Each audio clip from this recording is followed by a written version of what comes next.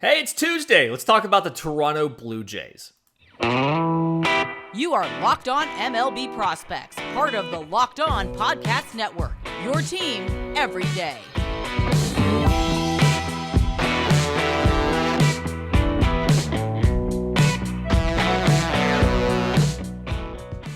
Yes, welcome on in to Locked On MLB Prospects, your home for all things minor league baseball. I'm your host, Lindsey Crosby, baseball writer and podcaster. Thank you for making this your first listen every single day. And at the end of yesterday's show of Mailbag Monday, we talked about what's the toughest division in baseball, and is it still the National League East? And I said it was down to the National League East and American League East, and I was giving the edge to the National League East because of the quality up top, even though the AL East is probably going to have more teams over 500. And the biggest response that I got by far was people telling me you're underestimating the Toronto Blue Jays. So I figured, let's go ahead, let's look at this team, and let's see both from a MLB roster perspective, potential moves that may happen over the winter perspective, and a prospect perspective. How should we feel about the 2023 Toronto Blue Jays? So when you look at the starting nine, you have to feel really good about this. Just kind of assuming you're facing a righty, you're looking at an infield of Vlad Guerrero Jr. at first base, 32 home runs last year, 274, 339, 480. You're happy with that. Probably Whit Merrifield starting at second. You remember you got him at the deadline from Kansas City. But last year, 250, 298, 375, 11 home runs, 16 stolen bases. He struggled a little bit earlier in the year, but looks to be your starting second baseman. Shortstop, Bo Bassitt, 290, 333, 469, 24 home runs last year. Feel really good about his abilities as a shortstop. And then, of course, you've got a couple years before he hits free agency. You've got some time there. We'll get to that in the second segment. Third base, you traded for Matt Chapman last March from Oakland. Gave up Gunnar Hoglund and some other pieces to do it, but took a little bit to adjust to Toronto last year. But 229, 324, 433, 27 home runs there for Matt Chapman. And then your outfield's going to look a little bit different. You've got Lourdes Gurriel, probably in left field. 291, 343, 400 last year. Not a ton of power out of Lourdes Gurriel with 5 home runs. But center field, you brought in Kevin Kiermaier. And obviously short year last year. He had the hip labrum tear and missed a big portion of the year. But he's coming in on a 1-year deal. And interestingly, he is the only left-handed hitter in this everyday lineup. Adding Kiermaier, who still should be able to give you above average, if not plus defense in center, while hopefully getting a little bit of pop, moves George Springer to right, which feels like it's the best situation for everybody involved. So Springer, 267, 342, 472, 25 home runs last year, 14 stolen bases, and it's something where putting him in a corner, we've talked about this on the show before, those larger slugger type guys, when you can move them to a corner out of center field, helps their legs a bit and just helps them be a little fresher, and you see the production tick up at the plate. Part of the reason Adam Duvall struggled in Atlanta last year was because he was having to cover center field to open the season. Behind the plate, you're looking at the 1-2 punch of Danny Jansen and Alejandro Kirk. So Jansen, 260, 339, 516, was in and out of the lineup with some injuries, had about 70 or so games, hit 15 home runs. Then Alejandro Kirk, 285, 372, 415 with 14 home runs. Big boy, but looks to be every bit of a major league hitter. And so very happy with your young catchers. And then obviously more guys behind them to talk about. Big prospect, we'll talk about that in just a minute. So your bench is a ton of versatility here, right?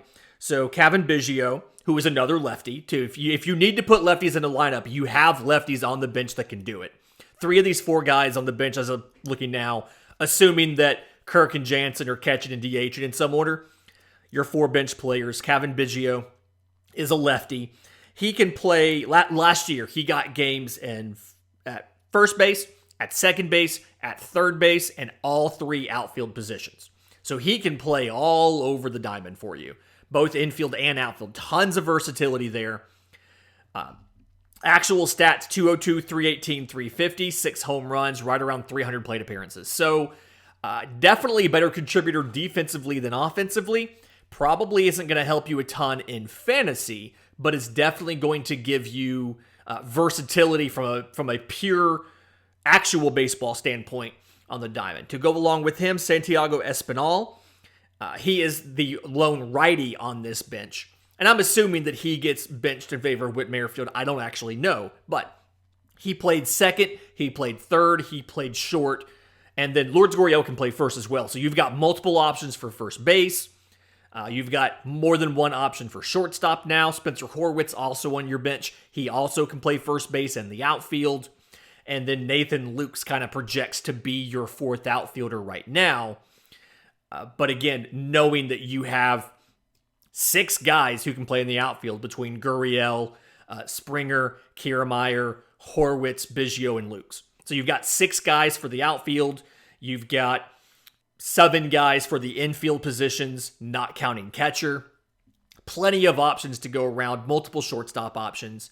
So as this lineup is currently constructed, I think you've got quite a few guys that can give you significant power in a Springer and a Vlad Guerrero and a Chapman and a Bassitt. I do think Chapman's going to have a rebound year this year after, a year of adjustment, have a little bit of a better year this year.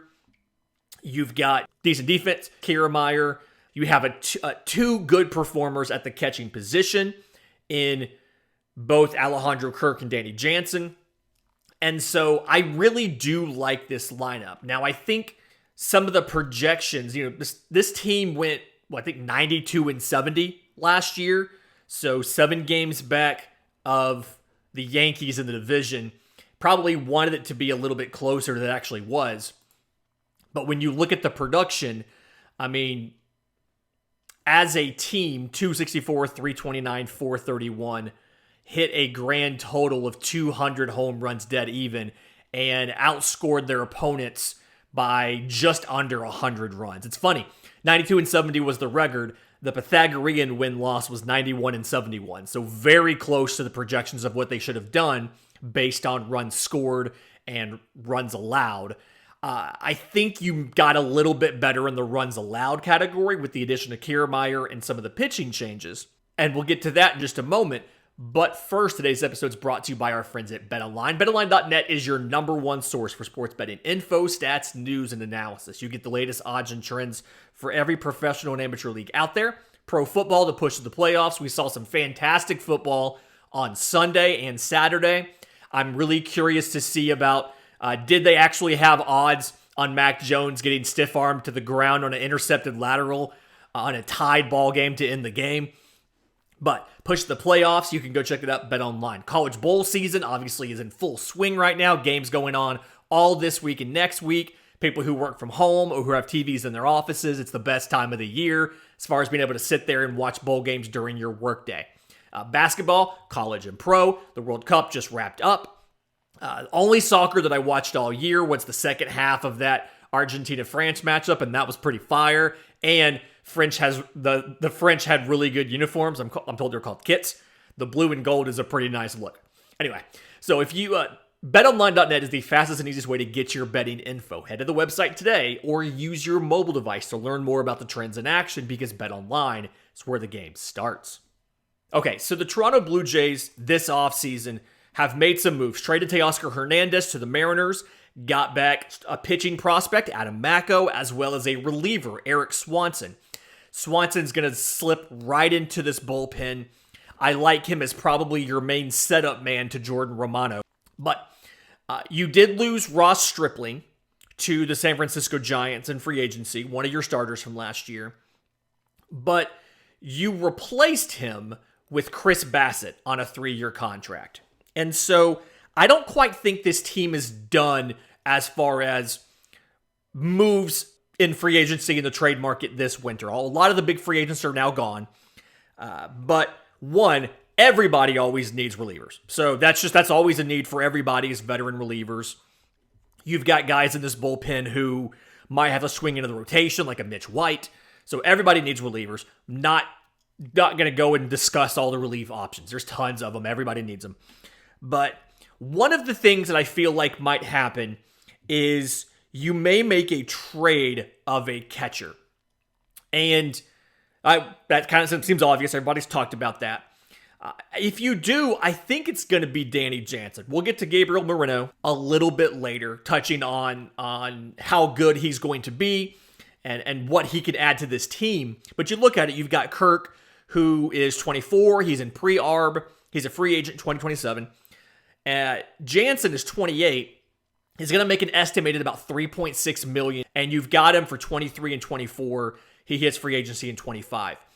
And when you look at this team and you look at the luxury tax payroll, so that factors in your actual payroll, arbitration, salaries in the minors, benefits, buried salaries from guys you've gotten rid of. That's mostly a Randall Grichuk. The projected total tax allocation, according to Spot Track, for this team is $228 million. On a luxury tax threshold, the first threshold of 233. And so there's not a ton of guys that you can move with significant salaries. Some of these guys are on short deals. Kevin Kiermaier is here for 1 year. I believe Whit Merrifield's on the last year of his contract, making $675. But Danny Jansen makes $3.5 million. Other than one season, which I want to say was 2019. Other than that, you've never gotten him for more than 70 games or 73 games in a season. So 2020 shortened year, he only played in 43 or 60 games. 2021, he played in 70 of your 162. 2022, he played in 72 of your 162. Now, he looked good doing it. 260, 339, 516, 15 home runs, 25 extra base hits, 25 walks to 44 strikeouts. He looked good in that. And so I think when you combine the fact that he's known as a good hitter, doesn't chase a bunch off the plate, is good offensively, is very good at handling a pitching staff, is seen as a leader, but has a little bit of an issue keeping base runners down. I think there's a path for Toronto to make a trade of Danny Jansen. And I think if you do that, there's a couple options that you might be doing here. Option number one, touch on it earlier, you may be trying to see if you can get an impact left-handed bat, probably to go in the outfield. Since your infield seems to be pretty set, you would be looking for something probably in left field. So Lourdes Gurriel be the first guy out. Because again, of your starting 9, 8 of those guys, everybody but Kevin Kiermaier projects to, it is a righty. Your bench has plenty of lefties, but looking at, can we find an impact bat to be in our lineup on an everyday basis, hitting from the left-hand side? Your other option, and there's guys on the trade market. There's also guys in free agency, Michael Conforto. I liked the idea of Michael Brantley coming there before he re-signed with the Astros. The other option you could see is a trade for pitching. And reportedly, there was a proposal out at the deadline. I don't know which side made the proposal, but there was a proposal out that was Danny Jansen for Ryan Helsley from St. Louis. But you could see them try to go out and do some depth in the rotation, or somebody who can be in relief or do both. So right now, your rotation projects to be Alex Manoah, who, fantastic power pitcher, obviously 2.24 ERA, 31 games last year, super reliable. Kevin Gausman as your number 2, 3.35 ERA in 31 games last year. He kind of comes in, he's got that filthy splitter, can get tons of chase. You like the profile there. Your number 3, Jose Berrios. ERA wasn't great last year, it was over 5 in 32 games started, but there's some thought that they can work on that, they can do a little better. And then again, you lost Ross Stripling to the Giants, but you replaced him with Chris Bassitt, who threw 180 games for the Mets last year. And then your number 5 as of now is Yusei Kikuchi, who 100 innings last year, ERA over 5. But again, there's some thought about some improvement that can be made year over year. You did sign him as a free agent last year, and he uprooted and moved across the country. There's that adjustment period. We have to remember sometimes these are real people. I do think there is a couple places. Obviously, Mitch White is in your bullpen as a long relief guy. You can move back and forth. Hyun-Jin Ryu is recovering from Tommy John. He'll probably be able to take some innings second half of the year, but you definitely don't want to count on him being available because that's a luxury. You don't want that to be that should be a want, not a need. You don't need him. You just want him to be able to contribute if he can.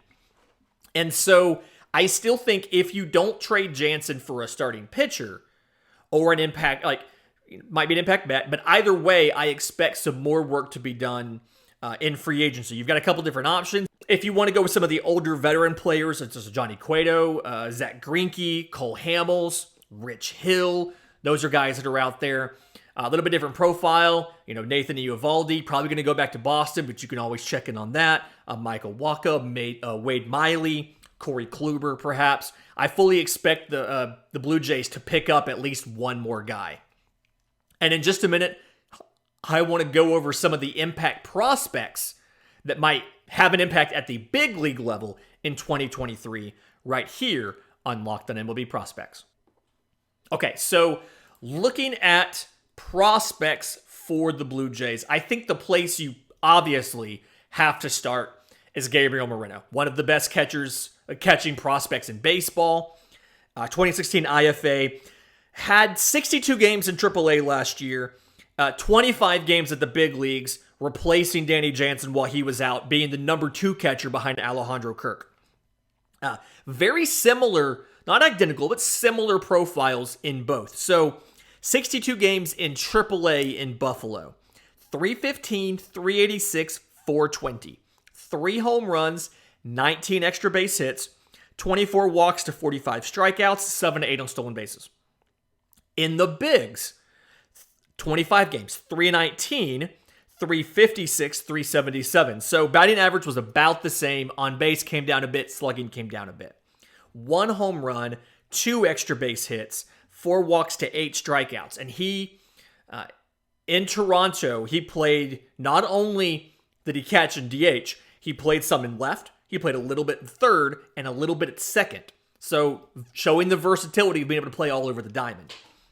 And the thing here is, offensively, elite as far as a hitter is concerned, right? Very, very, very good at, started off when he was younger, he was very aggressive, especially in 2-strike counts. He's gotten a little better about being a little more conservative with it. He'll go for contact over power when he gets behind in the count or he gets late in the count. So you'll see more line drives, a couple more ground balls, a little bit lower on fly balls, and a little bit less power production. But I think that he's good enough with the stick where a little bit of pitch recognition work and a deliberate decision to hit for some more power, you're looking at a 12 to 15 home run potential. I do think that there is a cap on the power ceiling. He's not really going to be a catcher who hits for a ton of power, but he's going to be one of the higher batting averages of probably any catcher in baseball. And I mean, shorter sample, 25 games, but he hit 319 at the big league level. He's obviously very, very good offensively. Defensively, very few questions about his game. Plus arm, above average defender, very good at receiving, game calling, good pop time, very good as far as athleticism for blocking, things like that, framing, game management. Feel good. There's a reason he is one of the number 1 catching prospects in all of baseball. Just a very good, well-rounded catcher, both offensively and defensively, although, granted, there is questions about the power ceiling. If Danny Jansen is moved, I expect him to be up all year, and split time with Alejandro Kirk, probably spend plenty of time as the DH, as well as plenty of time in the lineup, depending on how they want to rotate the DH spot through. And if Jansen's not traded, then I expect whenever somebody is out for injury, Moreno is up. I don't think they'll trade Moreno. I think they want to keep Moreno and Kirk together. That is a powerful 1-2 punch, on par, if not better, than Atlanta's pair of Travis d'Arnaud and Sean Murphy. Number 2 prospect that may impact this year. And a little bit early, but left-hand pitcher Ricky Tiedemann. So 2021 third rounder out of junior college. And 6'4", 220. Big guy last year. Was in low A, high A, and double A. 6 games in low A, 8 in high A, 4 in double A. Combined stats, 2.17 ERA, 78 and 2/3 innings. 117 strikeouts to 29 walks. So 13.4 strikeouts per 9 to 3.3 walks per 9.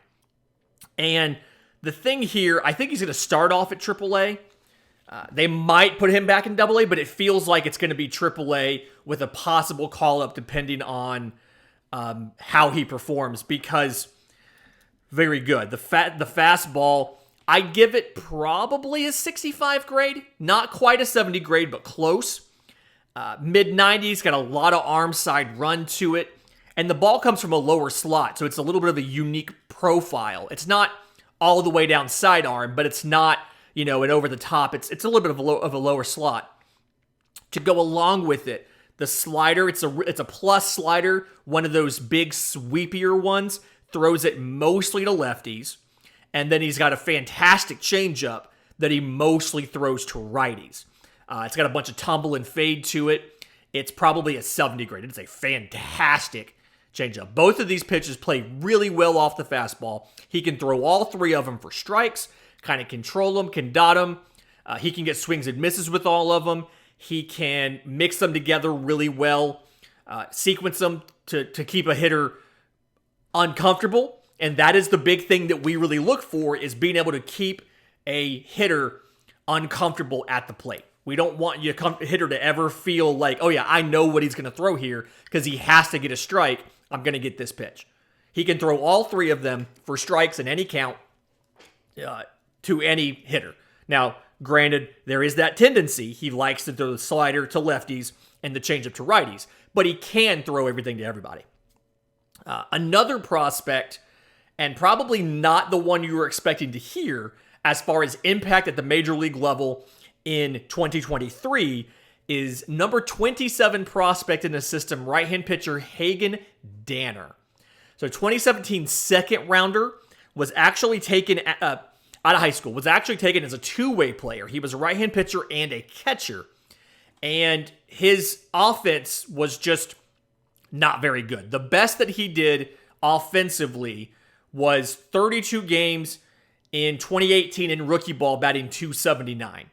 So after the pandemic, after the lost 2020 season, he just straight pitching, nothing but pitching, and looked pretty good. In 2021 in high A, 25 games in relief, 2.02 ERA in 35 and 2/3 innings, 42 strikeouts to 12 walks.